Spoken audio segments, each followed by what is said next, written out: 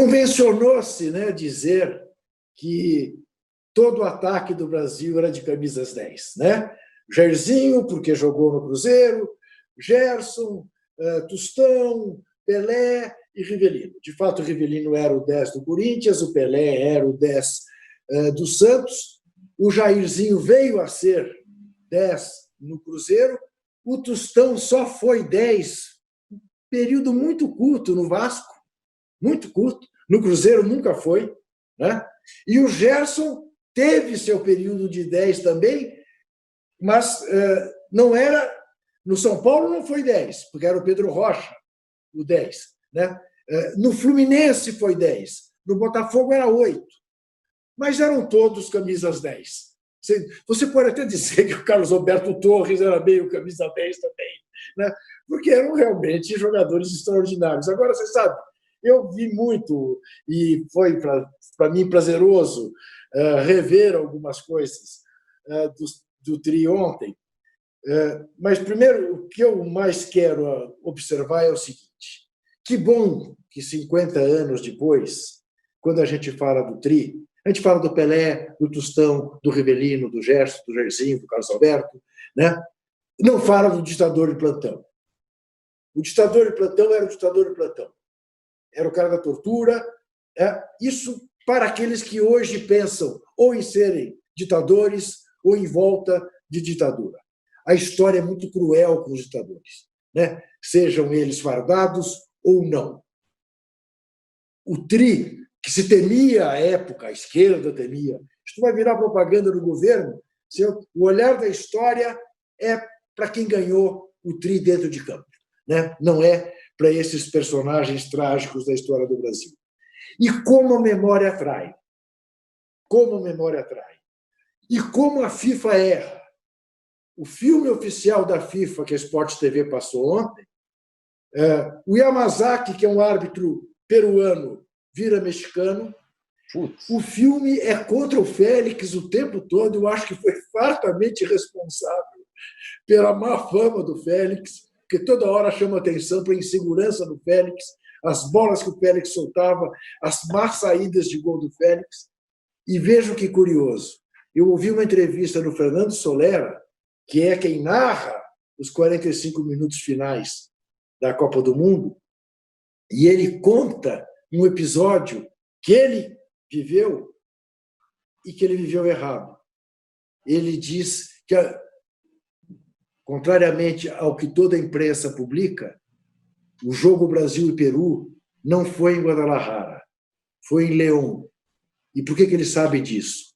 Porque ele saiu com o Walter Abraão, que era o outro narrador, de carro de Guadalajara para León, e os 4 pneus do carro furaram. E eles só chegaram 15 minutos antes do jogo. Tomaram um ônibus, não sei o que e tal. E o jogo foi em Guadalajara. Provavelmente ele foi fazer um outro jogo em León, onde aconteceu isso, e na memória dele ficou como Brasil e Peru. E isso acontece mais do que a gente imagina. O cara viveu aquilo, quer dizer, é indiscutível que o Solera cobriu a Copa de 70, é a voz do Tetra, do Tri, no segundo tempo, e comete uma confusão dessa, já mais velhinho, né? E as pessoas que ouvem, claro, tendem a acreditar. Eu mesmo fui pesquisar nos meus alfarrábios da FIFA para não ter dúvida. Não é possível, o jogo do Brasil não saiu de Guadalajara, não sei para a final. Mas, enfim, era um timaço mesmo. Aquele segundo tempo Brasil e Itália é um espetáculo inesquecível da história do futebol mundial. Arnaldo, você como eu, só para fechar, depois eu passo para o Mauro, você como eu tinha raiva quando seus tios mais velhos falavam isso aí que era time, vocês nunca vão ver o Brasil ser campeão, isso aí que era futebol e tal. Não, raiva eu não tinha, mas eu sentia como um apaixonado por futebol desde do berço que eu tinha perdido uma oportunidade histórica, né? E é curioso porque essas reprises de Copas, seleções, como o Juca falou, a memória nossa ela nos trai muitas vezes. E acho que todas Copas fora 70, que eu revi alguma coisa nesse período de quarentena, 82, 94, 2002, 2014, algumas coisas, putz, você não tinha reparado nisso, não era, o time de 82 não era tão espetacular assim, não jogou tão bem. Agora, 70 não mente, cara, é sempre a mesma coisa. Sabe como é que é? Se você assiste 70, toda vez que eu vi alguma coisa sobre 70, eu tive a mesma impressão, não muda. Porque, de fato, os caras eram muito bons. E acho que tem aquela coisa, para mim, o que pega quando eu vejo 70? Eu que não vi o Pelé em campo. Então, assim, eu sou um frustrado. Você é frustrado também, Tio. Não vem que não tem. Você também é. É verdade. Frustradão, frustrado mesmo. A gente viu o Maradona, viu outros caras, mas a gente não viu o Pelé.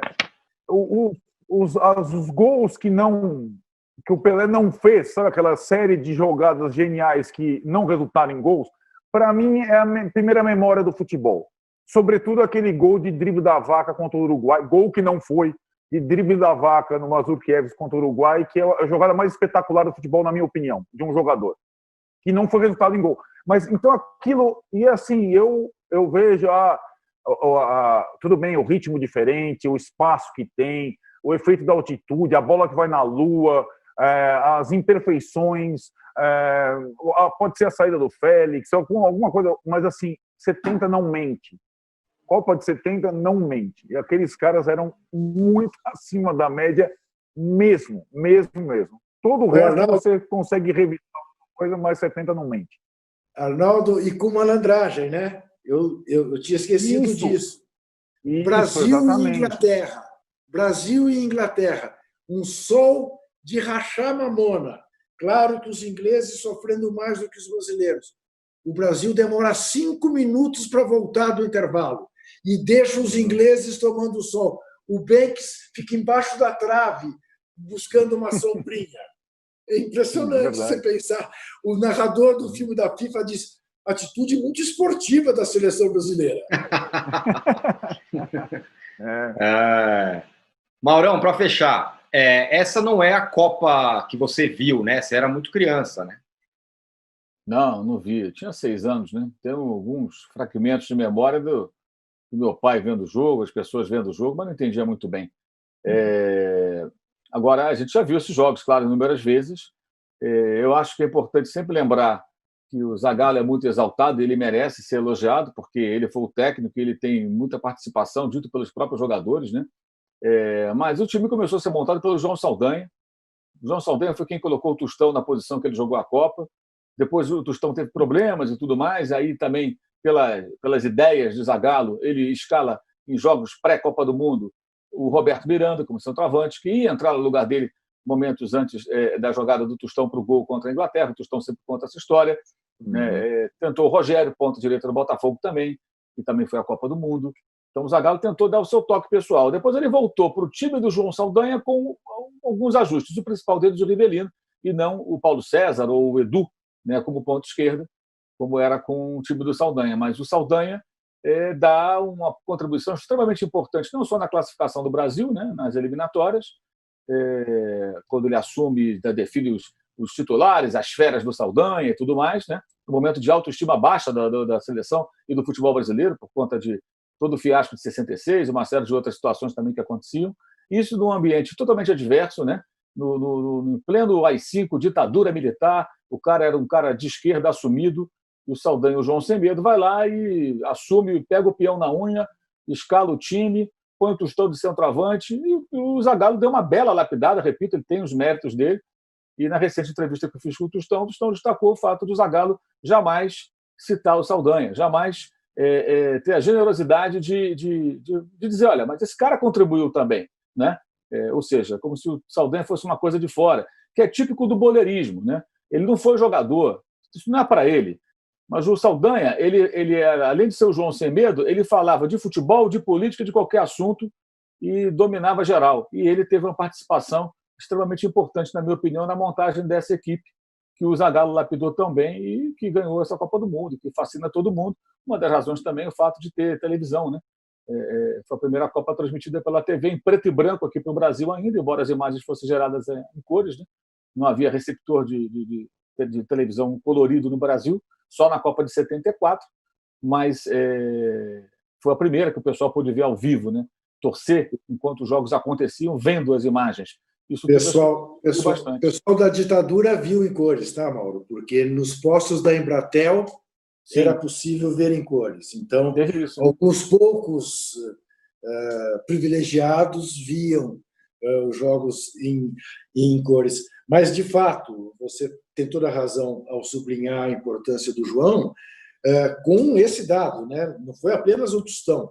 Quem primeiro pôs o Rivellino jogando na ponta esquerda foi o João, né? O jogo final contra a Áustria, na despedida do Maracanã, foi aquele dia em que eu não tive, embora a partida não tenha sido um grande jogo, uma grande atuação do Brasil, foi 1-0 suado, gol do Rivellino contra a Áustria.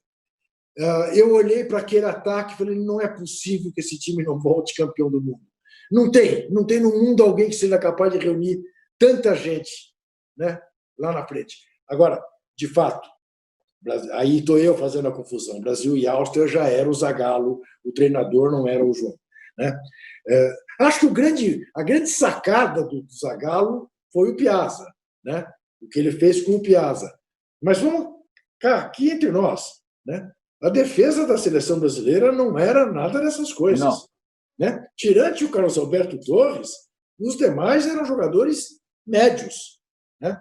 O Piazza não era um quarto zagueiro. Mas o time jogava com muitas preocupações defensivas também, né? Tanto que os gols são quase todos em contra-ataque. O Brasil cansa de fazer gol em contra-ataque. O time se fechava, tinha muita condição física em relação aos seus adversários, se preparou melhor, que é mérito, obviamente, né? E muita explosão. E o Jairzinho na Copa do Mundo, ele era um craque, né? Eu digo o seguinte, o Jairzinho não foi um craque. Para mim, ele foi um excelente jogador. Na Copa do Mundo, o Jairzinho foi um craque. Baixou um caboclo ali e o cara jogou 10 vezes mais do que ele jogava. Qual?